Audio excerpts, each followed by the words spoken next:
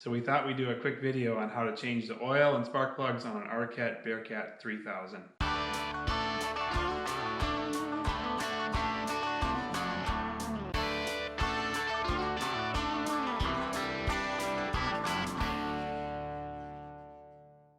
This is our 2016 Bearcat 3000 LT, which is a 700cc 4-stroke.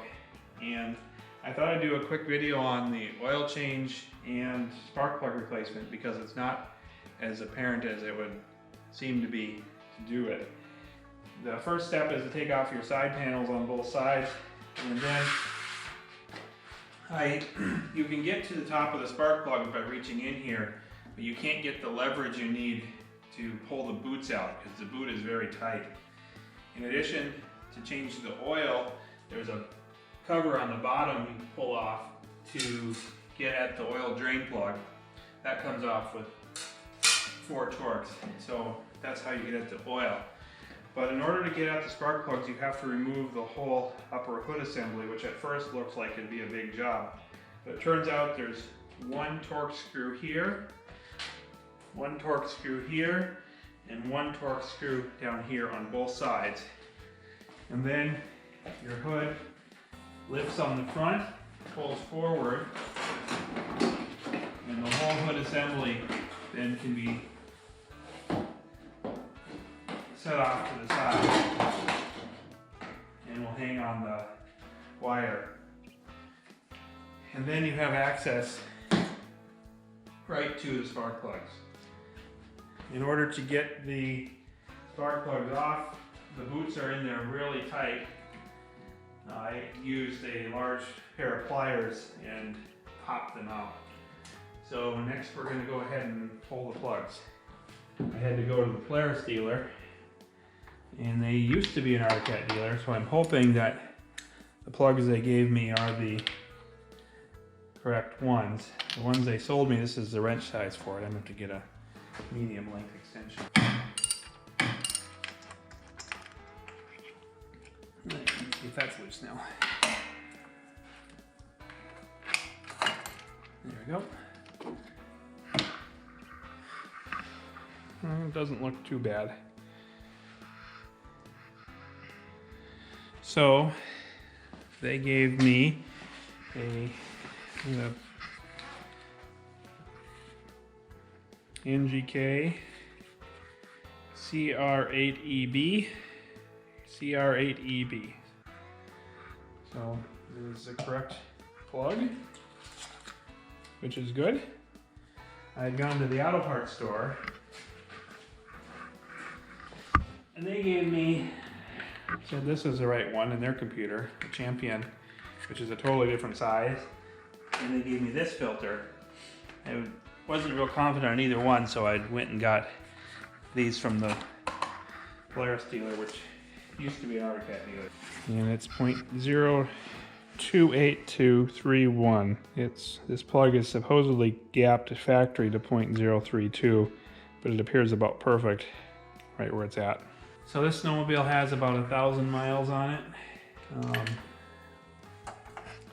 And it probably technically isn't due for a plug change, but we've been having some odd running behavior and getting some codes. And so I'm not 100% sure. Might as well change the plugs and see if that could be anything to do with it.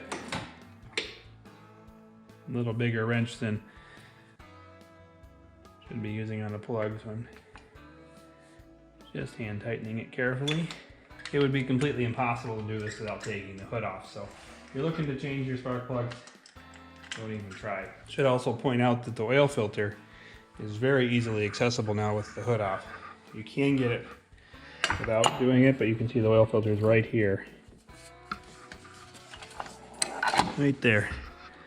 I can reach right to it. I'll pull that off in a second. This plug looks about the same. It's about perfect too.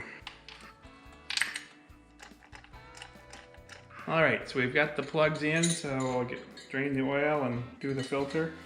Looks to be like a 15 or 16, we'll see. Your drain plug is right here. It's a 17.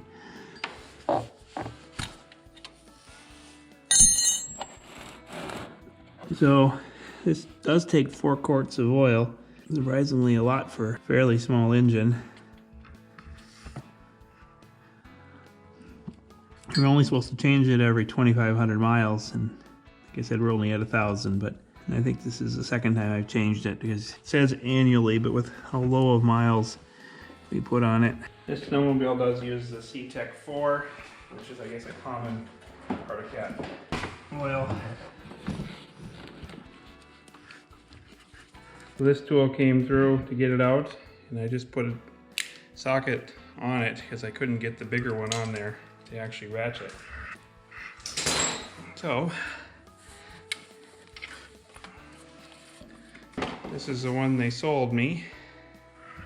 Threads look similar, they're definitely different sizes.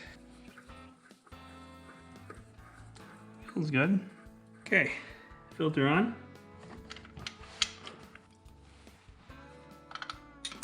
So unfortunately, there's a ledge up in here where the oil from the filter just runs and sits up in there. So I'm gonna let it drip overnight here.